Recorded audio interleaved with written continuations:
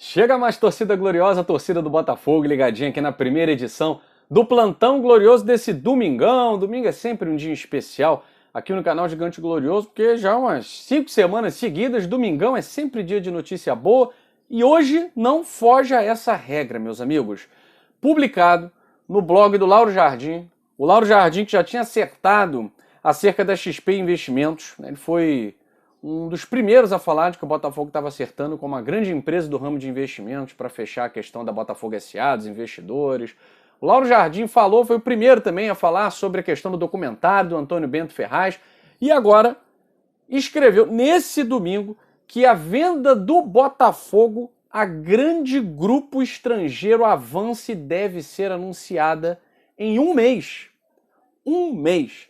A perspectiva era só no segundo trimestre, meus amigos. A gente já vem falando isso aqui há um tempo, inclusive o próprio Pedro Mesquita, da XP Investimentos, ele colocou mais ou menos esse prazo aproximado. Agora, se a procura vem sendo grande, intensa, se a proposta é boa, né? Afinal de contas, ao contrário do que muitos especialistas aí vinham dizendo, o Botafogo sim se propôs a vender 100% dos seus ativos para controle externo da Sociedade Anônima do Futebol, a SAF. Né?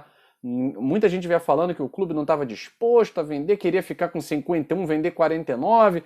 Que grupo estrangeiro, nacional que seja, vai se interessar numa sociedade anônima de futebol, numa empresa onde 51% pertencem às mesmas pessoas que governaram durante décadas um clube falido?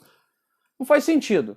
Ao contrário, o Botafogo deixou muito claro que 100% das suas ações estariam à venda. 100% do controle. E isso fez com que investidores, provavelmente investidores do mundo árabe, que já controlam fundos de futebol na Europa, se aproximassem e tivessem interesse em comprar o Botafogo, tá certo? Eu tô aqui com o blog do Lauro Jardim, tá? Ele fala do Botafogo e do Cruzeiro, que já virou SAF, né? Já é SA, tá certo? Então, o blog do Lauro Jardim diz o seguinte, que a XP Investimentos, que é parceira dos clubes na operação, deve anunciar os novos donos do futebol dentro de um mês. Um mês, tá certo? Os donos não foram revelados ainda, mas são fundos de investimento de países árabes e controladores de times europeus. É muito provável que seja Al Mubarak. Muito provável, tá? Essa relação, essa aproximação já vem acontecendo há muito tempo, desde 2020, na verdade. Né? Talvez 2020 tenha assustado um pouquinho esses investidores árabes, ao ver como o Botafogo vinha sendo gerido por aquele comitê amador de transição. Agora o Botafogo vem passando uma imagem de excelência. O Botafogo vem passando uma imagem de profissionalismo. O Botafogo vem passando uma imagem que pode ser muito mais rentável do que se imaginava e agora vem atraindo os olhares desses investidores. Então, o que poderia acontecer no segundo trimestre de 2022 pode acontecer antes do Campeonato Carioca. Pode acontecer já em janeiro de 2022, o Botafogo não só se transformando em sociedade anônima do futebol, que vai acontecer esse ano ainda em dezembro, né? Mas já tendo um grande investidor com experiência no ramo do futebol europeu, ou seja, DNA vencedor, competitividade, né? E aí vai destruir todos esses prognósticos, porque já teve prognóstico, né? O Jornal Globo publicou hoje um prognóstico de 2022, quais eram as equipes que iam brigar por título, por Libertadores, por Sul-Americana, por acesso à Série A e que iam brigar lá embaixo. Botafogo ficou com 47% dos votos. Então, assim, não aprenderam com a chicotada que levaram, colocando o Botafogo lá em nono. Não aprenderam, continuam ainda pensando que são cactos, né? Enfim, então essa notícia maravilhosa, trazida em primeira mão, lá no blog do Lauro Jardim, de que o Botafogo pode ser comprado ainda em janeiro de 2022. Tá certo? Gente, vamos falar rapidinho aqui de Copa do Brasil. O Botafogo, ele tá num seleto grupo, né, naquelas equipes que estão ali num bloco mais privilegiado, né, que são equipes da Libertadores da América, equipes que conquistaram alguns torneios, algumas vagas, como a Copa Verde, o Remo, aliás, parabéns ao Remo, decepção no rebaixamento da Série C, mas conquistou aí a Copa Verde, em cima do Vila Nova, tá? E conseguiu também a vaga nesse grupo seleto de 11 clubes que vão estar numa primeira fileira esperando aqueles que se classificaram, os sobreviventes da primeira, da segunda fases da Copa do Brasil, né? Então as equipes que entram no dia 20 de abril começa a terceira fase, né? Que vão disputar contra as outras sobreviventes são, tá aqui, ó, são Atlético Mineiro, Atlético Paranaense, Palmeiras, Fortaleza, Flamengo, Red Bull Bragantino, Corinthians, Fluminense e América, que garantiram vaga na Libertadores e na primeira fase da Libertadores, a pré-Libertadores, que é o caso de Fluminense e América, Mineiro, além de Botafogo, campeão da Série B, o Bahia, campeão da Copa do Nordeste, e o Remo, que ontem se sagrou campeão da Copa Verde, tá certo? Então essas equipes ficam num bloco, né, e vão pegar aquelas piores classificadas no ranking da CBF. Então a probabilidade de o Botafogo pegar uma equipe mais frágil, né, isso não significa classificação, a gente já viu, aprendeu aí ao longo dos anos, né, com os Juventudes da vida, os ABCs da vida, e tem muito exemplo aí que eu não vou ficar aparecidense da vida lembrando aqui, né? Mas o fato é que o Botafogo terá a sua vida facilitada devido à sua colocação no ranking na CBF, né? O Botafogo ocupa aí a 13ª colocação, então deve pegar uma equipe bem abaixo no ranking da CBF, já que está à frente aqui de muitas equipes que estão nesse bloco de melhores, né? Como Red Bull Bragantino, como o próprio Bahia, como o próprio Remo, o América Mineiro. Então, como o Botafogo, dentre esses aqui, né, que estão garantidos na terceira fase, está mais bem classificado no ranking da CBF, então a gente tem uma probabilidade de pegar uma equipe mais fraca lá na terceira fase da Copa do Brasil, né? E ainda se pintar zebra, melhor ainda, tá certo? Bom, gente, outra notícia, ontem foi um dia de festa, né? Ontem foi um dia de festa do Newton Santos. Vocês não podem perder amanhã, meio-dia, um vídeo, canal Gigante Glorioso, falando com muita gente importante nesse jogo. Trocamos uma ideia com Lênin Franco, falando sobre planejamento para 2022.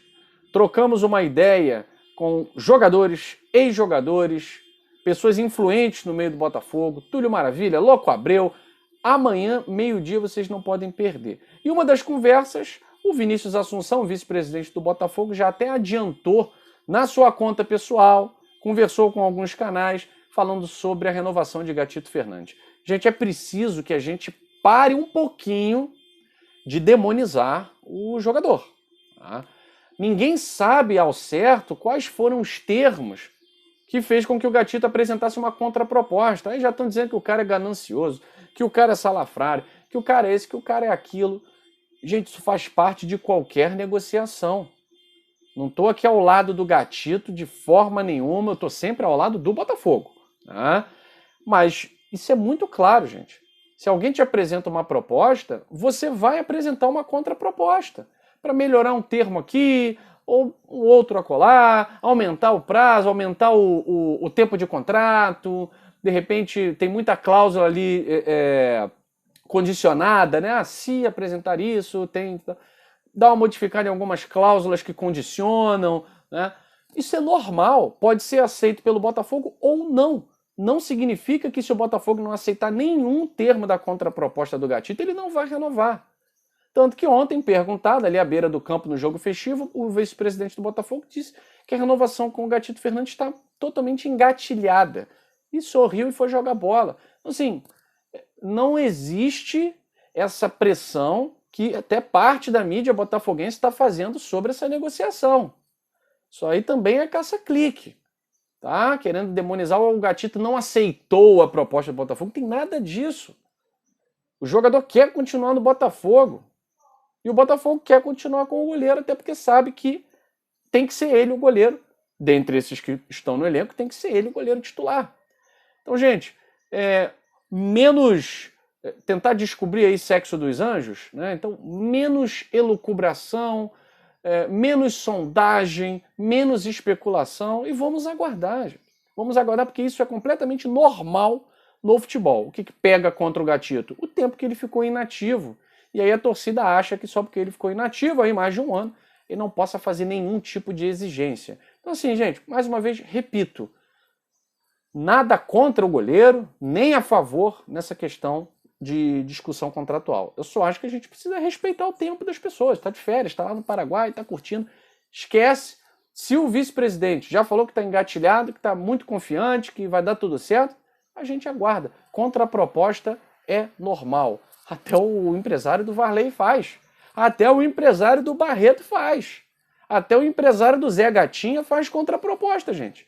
Então, assim, menos demonização e vamos nos ater aos fatos, tá certo?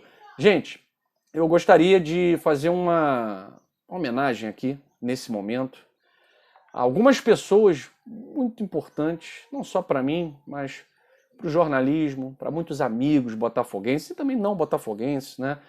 Mas ontem faleceu um amigo jornalista, o Robson Aldir.